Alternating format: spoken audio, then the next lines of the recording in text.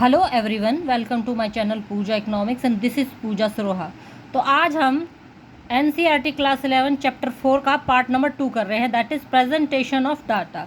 तो अब इस प्रेजेंटेशन ऑफ डाटा में हम इसका कर रहे हैं टेबुलर प्रेजेंटेशन ऑफ डाटा।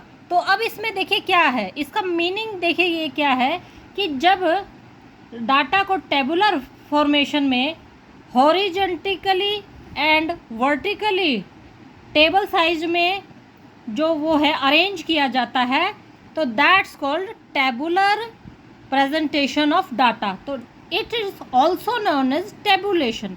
अब देखिए इसकी ऑब्जेक्टिव की क्या होती है। तो देखिए इस फॉर्म में जो है ये हमारी टेबल ऑर्गेनाइजर होती है, ये टेबुलर प्रेजेंटेशन ऑफ डाटा हमारी। ये देखिए ये एक तरह का टेबल चार्ट है, हॉरिजॉन्टली एंड वर्टिकली। तो देखिए सबसे पहले इसकी देखो इसमें क्या क्या चीज़ इंपॉर्टेंट है। सबसे पहले तो इसका सिंप्लीफिकेशन, ये सिंपल होना चाहिए, इसमें रेफरेंस अच्छी तरह देना होना चाहिए, इसमें एक दूसरे के प्रति कंपैरिजन होना चाहिए। कंपैरिजन मीन टू से कि ये देखने हैं कि वे पर्टिकुलर चीज़ किस टाइम पर कितनी थी, कितनी कम थी और कितनी ज़्यादा थी, ये कंपैरिजन होना चाहिए। दूसरा स्पेस, इसके अंदर प्रॉपर स्पेस होना चाहिए और इसका स्टैटिस्टिकल एनालिसिस भी होना चाहिए। इसका मतलब कि जो आंकड़े वगैरह आपने इसमें डिफाइन करेंगे वो क्लियरली मेंशन होने चाहिए। तो अब ये हमारा टेबुलर, ये एक तरह का हमारा टेबल चार्ट है। तो सबसे पहले यहाँ पर हम टेबल का नाम मेंशन करेंगे और माफ़ कीजिएगा, यहाँ पर हम टेबल का नंबर मेंशन करेंगे और यहाँ पर हम टाइटल देंगे, यहाँ पर हम हेड नोट देंगे। ये हमारा कॉलम हो गया, ब्लर आ रहा है थोड़ा सा वीडियो में, हाँ। ये स्टब हेड हो गया, ये वाला सिचुएशन। तो ये फुट नोट हो गया। तो देखिए सबसे पहले टेबल का जो नंबर है वो क्लियरली मेंशन होना चाहिए, जैसे कि 1 2 या 1.2 या 1.3 समथिंग एक्सेट्रा एक्सेट्रा। टेबल का जो है वो टाइटल होना चाहिए। टाइटल मीन से टाइम, प्लेस, सब्जेक्ट्स वगैरह सब उसमें मैटर होने चाहिए। उनका हेड नोट होना चाहिए, कैप्शन दिया होना चाहिए, जो रो हेडिंग है वो होनी चाहिए, यूनिट ऑफ मेजरमेंट होनी चाहिए, फुट सोर्स होने चाहिए, फुट नोट्स होने चाहिए, सोर्सेस नोट उसमें क्लियरली मेंशन होने चाहिए। तो इस तरह से हम कोई भी टेबल है वो डिफाइन करेंगे। तो ये वाला जो हिस्सा है ये हमारा कॉलम हेडिंग या क्या कहते हैं कैप्शन होगा, और ये बॉडी है टेबल की, और ये रो हेडिंग के लिए ये वाला हिस्सा और ये फुटनोट के लिए यूज़ किया जाता है। तो नेक्स्ट वन इज, अब ये इसके जो हैं हमने बताया था, जैसे body of the table, unit of measurement, foot note और सोर्सेज नोट होने चाहिए। अब इसकी देखिए इजेंशियल्स, एक गुड टेबल में क्या क्या जो है वो क्वालिटी होनी चाहिए। इजेंशियल कह लीजिए, क्वालिटी हो कह लीजिए, वे क्या क्या होना चाहिए। Appropriate title with self explanatory table number. जाहिर सी बात है कि उस टेबल का मतलब उसका टाइटल भी होना चाहिए और साथ में टेबल का नंबर भी होना चाहिए। डाटा इन हेड, रो और column writing their title in bold letter. बड़े बड़े अक्षरों में, ये कहना ये चाहते हैं कि बड़े बड़े अक्षरों में जो है वो टाइटल लिखा होना चाहिए। क्लोजली टू ईच अदर, मतलब क्लोजली का मतलब ये नहीं कि ज़्यादा पास पास लिखिए। क्लोजली का मीन टू से कहना ये है कि एक दूसरे से रिलेट होने चाहिए। साइज ऑफ द टेबल, भाई टेबल का साइज़ कितना बड़ा है, छोटा है, बड़ा है। Table should be simple, attractive and economical. भाई सीधी सी बात है, ये होना चाहिए ताकि टेबल हमारी समझ में आ जाए। तो excuse me, next one is, तो अब जो टेबल है वो सिस्टमेटिक होनी चाहिए और लॉजिक होनी चाहिए। ये नहीं कि भाई आपने उसमें कुछ भी कहीं से भी उठा के लिख दिया। अब जो है हमारी टेबल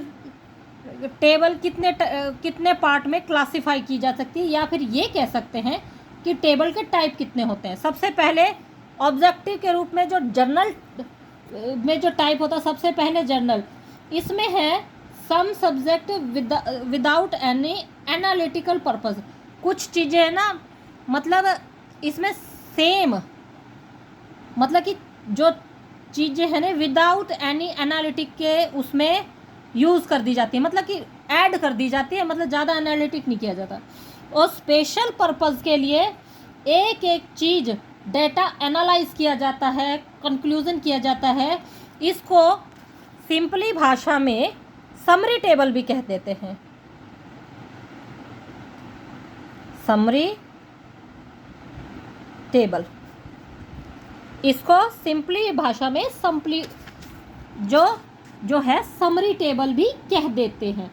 अब based on nature of data, nature of data के इसमें जो प्राइमरी सोर्स है विदाउट एनी मॉडिफिकेशन उसको यूज़ किया जाता है। मतलब कहते हैं ना कि जो सच तो सच होता है, ना उसमें कुछ जोड़ा जा सकता है ना उसमें कुछ घटाया जा सकता है। ये बहुत पुरानी एडवर्टीजमेंट है, आपने भी सुनी होगी। तो मतलब ये नेचर ऑफ डाटा, ये मतलब ओरिजिनल टेबल होनी चाहिए, इसमें किसी तरह का कोई मॉडिफिकेशन नहीं होना चाहिए। And original table also known as primary table. That's it, clear.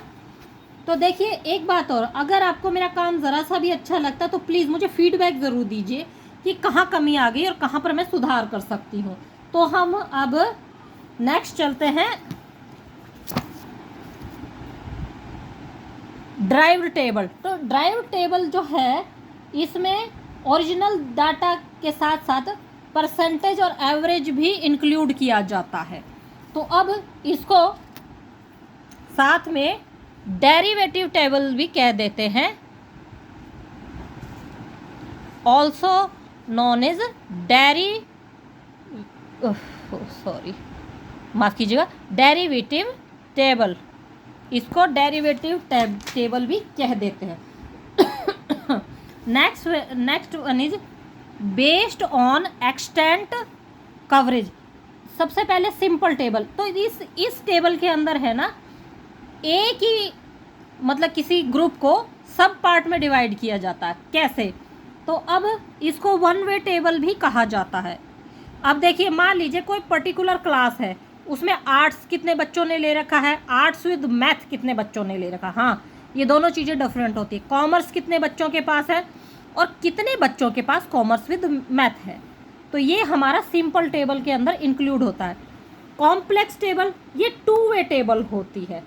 Mean to से कि पर्टिकुलर, मान लीजिए कोई पर्टिकुलर क्लास है, उसमें सेक्शन है, इस सेक्शन में कितने तो बॉयज़ हैं। मान लीजिए कि हम 12th क्लास पकड़ के चलते हैं, तो 12th ए में कितने बॉयज़ हैं कितने गर्ल्स हैं, 12th बी में कितने बॉयज़ हैं कितने गर्ल्स हैं, 12th सी में कितने बॉयज़ और कितने गर्ल्स हैं, और 12th डी में कितने बॉयज़ और गर्ल्स हैं। फिर ये पूरी टोटल की जाती है। That is called our two way table. Next one is three way table. तो इस टेबल के अंदर तो देखिए, अब इसमें क्या है, कंपैरिजन किया जाता है बॉयज़ और गर्ल्स दोनों का।